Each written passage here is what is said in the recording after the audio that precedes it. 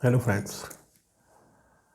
क्या हो अगर हमें पता लग जाए कि ये आने वाला साल, नया साल हमारे लिए क्या लेकर आने वाला है। हमारे इस साल में कैसा लक फैक्टर रहेगा, कितना स्ट्रॉन्ग लक फैक्टर रहेगा, और हम उस आने वाले साल के लिए प्लानिंग पहले से ही कर सकें। हम ये जान सकें कि आने वाला साल क्या क्या दे सकता है और उसमें किस टाइप की, किस तरह की प्लानिंग की जा सकती है और किस तरह के एक्शन लिए जा सकते हैं। अगर हमें पहले से ही पता हो तो हम अच्छी प्लानिंग कर सकते हैं, अपने फ्यूचर को अच्छा डिज़ाइन कर सकते हैं। तो आज की इस वीडियो में हम इसी बारे में बात करेंगे। नमस्कार, मैं हूं आपका होस्ट और आपका दोस्त प्रशांत दत्ता, और बहुत बहुत स्वागत है आपका मेरे यूट्यूब चैनल पर। तो दोस्तों, आप जानते हैं 2 महीने बाद साल 2023 चेंज होने वाला है और साल 2024 आने वाला है, जो कि एक नया वर्ष है। ये साल 2024 चेंज होने वाला है, ये तो पूरे वर्ल्ड के लिए 2024 ही कहलाएगा। लेकिन न्यूमरोलॉजी में एक नए साल की गणना की जाती है, जो कि 5 फरवरी को की जाती है। 5 फरवरी से न्यूमरोलॉजी के अंतर्गत एक नया वर्ष स्टार्ट होता है, जिसको कि न्यूमरोलॉजी में बोलते हैं पर्सनल ईयर। ये पर्सनल ईयर का डायरेक्ट रिलेशन होता है आपके ड्राइवर से, और आपके ड्राइवर के साथ रिलेशन को देखकर इस पर्सनल ईयर की प्रेडिक्शन की जाती है आपके मूलांक के लिए। तो आने वाला साल 2024 किस मूलांक के लिए कौन सा पर्सनल ईयर रहने वाला है, इसको कैसे जांचें, इसकी कैसे गणना कैसे करें, ये मैं आज आपको सिखाता हूँ। कोई भी एक बर्थ डेट ले लेते हैं। मैं एक बर्थ डेट लेता हूँ 23 जून 1972। ये पूरी बर्थ डेट है, बर्थ का डेट है, बर्थ की मंथ है और बर्थ का ईयर है। अब इसमें से ईयर को हटा देंगे, ईयर का यहाँ पर कोई काम नहीं है। अब क्या बचा हमारे पास? डेट ऑफ बर्थ बचा और मंथ ऑफ बर्थ बचा। डेट ऑफ बर्थ है 23 और मंथ है 6। अब इसके आगे आने वाला साल लिख देंगे, जो कि है 2024, 23/6/2024। अब इसी पूरी संख्या को प्लस कर लेंगे, देखेंगे प्लस करके क्या आता है। 2 3 5 6 11, 2 13, 2 15 और 4 19। 1 और 9 को फिर से प्लस कर लेंगे। 1 + 9 = 10, 1 + 0 = 1। यानी कि इस बर्थ डेट का जो साल 2024 आने वाला है, जो नया साल है, वो न्यूमरोलॉजी के अंतर्गत पर्सनल ईयर 1 कहलाया जाएगा। या ऐसे ही आप अपनी बर्थ डेट की गणना कीजिए, अपनी बर्थ का डेट लीजिए, मंथ लीजिए और उसके आगे आने वाला साल लिख दीजिए और पूरे डिजिट को जोड़ दीजिए। और जब तक जोड़ते रहिए जब तक कि सिंगल डिजिट ना आ जाए। तो लास्ट में जो सिंगल डिजिट बचेगी वो डिजिट होगी आपका आने वाला साल, आपके लिए पर्सनल ईयर। इसी तरह से पर्सनल ईयर 1 to 9 की गणना की जाती है, प्रेडिक्शन किए जाते हैं और मूलांक के लिए बताया जाता है कि आने वाला साल उनके लिए कैसा रहेगा।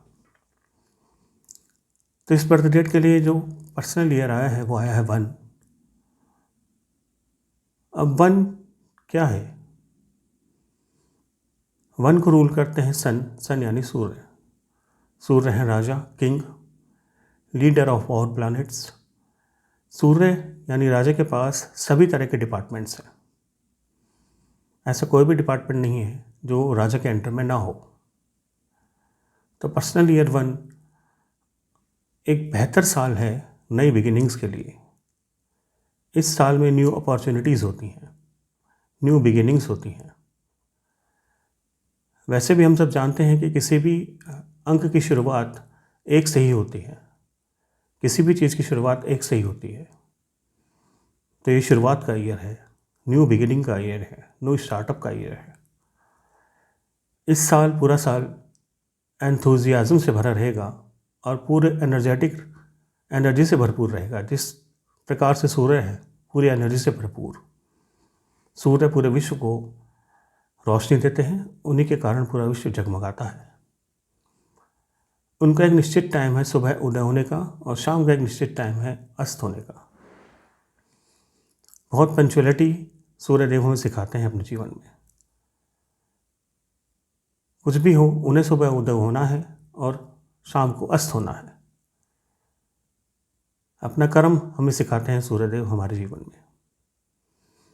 तो पर्सनल ईयर 1 बहुत ही बेहतरीन साल है किसी भी नई शुरुआत के लिए, न्यू अपॉर्चुनिटीज़ के लिए और न्यू बिगिनिंग्स के लिए। अब पर्सनल ईयर 1 1 से लेकर 9 मूलांक तक के लिए कैसा रहेगा, उनका भाग्य इस साल में कैसा रहेगा, ये प्रेडिक्शन भी हम लोग कर सकते हैं। मूलांक के बारे में तो आप लोग जानते होंगे, अगर नहीं जानते हैं तो मैं बता देता हूँ। अगर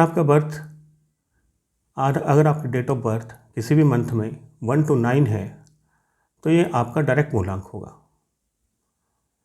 और अगर आपका जन्म 9 तारीख के बाद हुआ है, किसी डबल डिजिट में हुआ है, तो उस डबल डिजिट को भी जोड़ लेंगे और सिंगल कर लेंगे, तो जो सिंगल अंक बचेगा वो आपका मूलांक होगा। इस तरह से मूलांक की गणना की जाती है और पर्सनल ईयर का रिलेशन डायरेक्ट मूलांक से ही होता है। डायरेक्ट मूलांक को ही इफेक्ट करता है पर्सनल ईयर। तो आइए बात करते हैं कि पर्सनल ईयर 1 मूलांक 1 के लिए कैसा रहेगा। तो जो पर्सनल ईयर 1 है मूलांक 1 के लिए बहुत ही बेहतर साबित होगा, क्योंकि इधर भी एक उधर भी एक, उधर भी राजा इधर भी राजा, आपस में घनिष्ठता है, मित्रता है काफ़ी। तो पर्सनल ईयर 1 मूलांक 1 के लिए काफ़ी अच्छा साबित हो सकता है।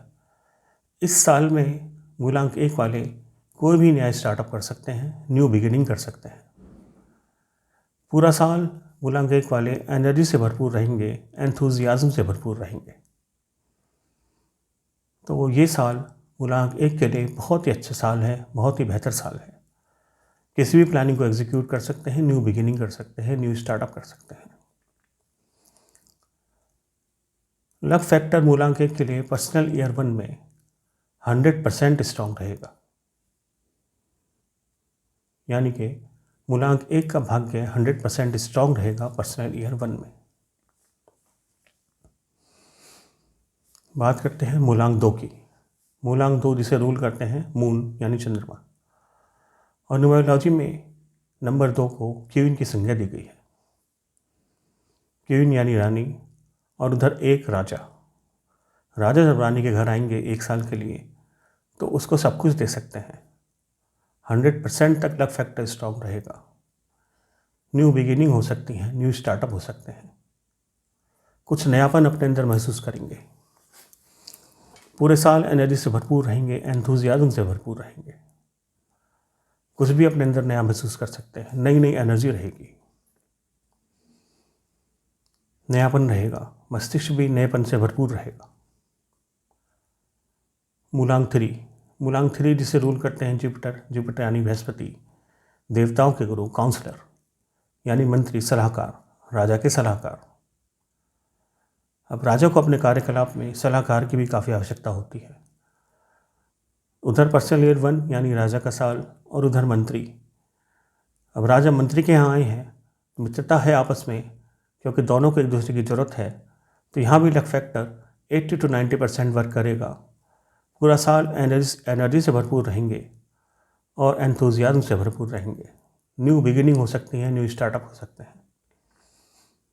इस साल में कुछ भी न्यू बिगिनिंग कर सकते हैं ये लोग। मूलांक 4 जिसे रूल करते हैं राहु यानी जिनके पास अपना केवल सर ही है, धन नहीं है। मूलांक 4 वाले व्यक्ति माइंड से चलने वाले लोग होते हैं, रिबेलियस होते हैं, गुंडे टाइप के व्यक्ति होते हैं। उधर पर्सनल ईयर 1 यानी राजा, इधर राहु। हालांकि राजा को राहु से कुछ लेना देना नहीं है, बट फिर भी राजा को कभी कभी ऐसे लोगों की भी ज़रूरत पड़ जाती है जो कि लीग से थोड़ा हटकर काम करते हैं, रिबेलियस होते हैं, गुंडे टाइप के व्यक्ति होते हैं। तो यहाँ मूलांक 4 के लिए भी लक फैक्टर 80% स्ट्रॉन्ग रहेगा। एंथुजियाज्म से भरपूर रहेंगे, मस्तिष्क में एक नई चेतना का संचार होगा, एक नई शक्ति रहेगी, पूरा साल एनर्जी से भरपूर रहेगा, कुछ भी नई बिगिनिंग कर सकते हैं, नया स्टार्टअप कर सकते हैं। मूलांक 5 जिसे रूल करते हैं बुध यानी मरकरी, और बुध को न्यूमरोलॉजी में राजकुमार की संख्या दी गई है। अब एक तरफ राजकुमार, एक तरफ राजा। पर्सनल ईयर 1 आया है राजकुमार के घर, अपने बेटे के घर, तो उनको सब कुछ देगा। 100% लव फैक्टर स्ट्रांग रहेगा। New energy, new beginning, new startup, new enthusiasm से भरपूर रहेगा, पूरा साल एनर्जेटिक रहेंगे। मूलांक 6 जिसे रूल करते हैं वीनस यानी शुक्र। फ्रेंड्स, ये आज का जो युग है शुक्र प्रधान युग कहा गया है। चारों तरफ लग्जरी और ग्लैमर की भरमार है, चकाचौंध है चारों तरफ। अब वीनस शुक्र यानी दैत्यों के गुरु के यहाँ राजा आए हैं। दोनों की आपस में बनती है, मित्रता है। 80 to 90% लक फैक्टर काम करेगा। न्यू स्टार्टअप हो सकता है, न्यू बिगिनिंग हो सकती है। पूरे साल एनर्जी से भरपूर रहेंगे, एनर्जेटिक रहेंगे। मूलांक 7 जिसे रूल करते हैं केतु जिनके पास केवल अपना धड़ ही है, सर नहीं है। मूलांक 7 से हालांकि राजा को कुछ लेना देना नहीं है, बट फिर भी मूलांक 7 राजा के मित्र के रूप में है। मूलांक 7 को राजा की ज़रूरत किसको नहीं होती है। तो मूलांक 7 के लिए भी लक फैक्टर 70 to 80% स्ट्रॉन्ग रहेगा। न्यू एनर्जी रहेगी, न्यू बिगिनिंग हो सकती है, न्यू स्टार्टअप हो सकते हैं। बहुत अच्छा साल है मूलांक 7 के लिए भी। मूलांक 8 जिसे रूल करते हैं सैटर्न यानी शनि। अब यहाँ थोड़ी गड़बड़ है। अब शनि और सूर्य की बनती नहीं है आपस में, क्योंकि शनि सूर्य के स्टेपसन है। इसके पीछे एक लॉन्ग स्टोरी है, वो फिर कभी जब समय मिलेगा तब आपको बताएंगे।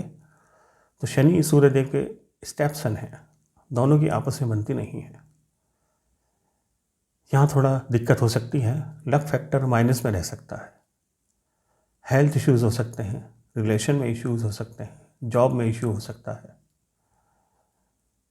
तो मूलांक 8 वाले व्यक्ति पर्सनल ईयर 1 में थोड़ा संभल कर रहें, शांति से रहें, पीसफुली इस साल को गुजर जाने दें, शांति बनाए रखें पूरा साल।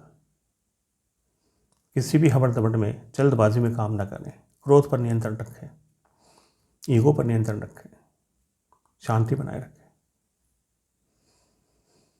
मूलांक 9 जिसे रूल करते हैं मार्स यानी मंगल, और मंगल को न्यूमरोलॉजी में सेनापति की संज्ञा दी गई है। अब एक तरफ राजा, दूसरी तरफ सेनापति।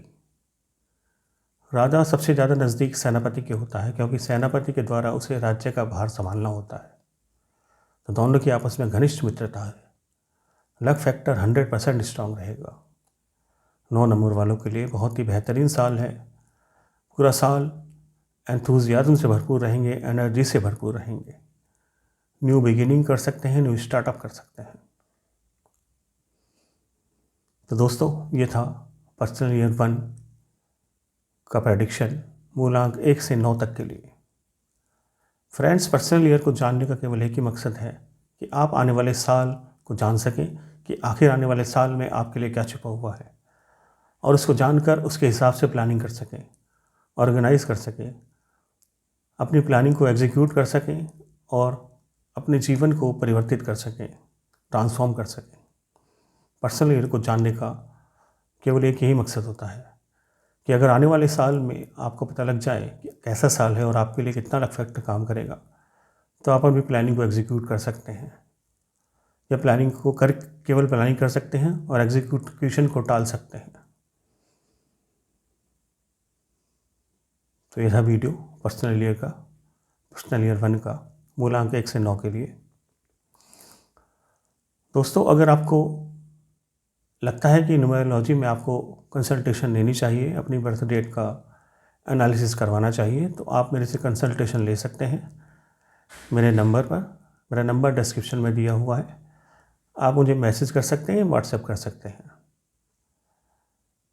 आप मेरे से अपनी डिटेल रिपोर्ट भी बनवा सकते हैं।